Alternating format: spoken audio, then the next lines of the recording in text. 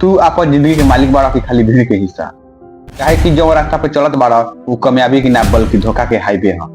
लोग कहेला पढ़ लिख के होकर नवाब, लेकिन बाकी आज के सच ई बा कि डिग्री लेके लइका खोजत बा काम और जवानी के कौड़ी के भाव करत नीलाम।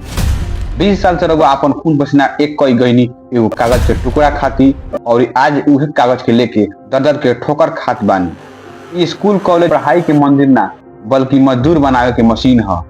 रउआ के ऐसा नौकर बनावल जात बा जौन खाली घंटी बजावला पर काम करे और चुपचाप हुकुम माने।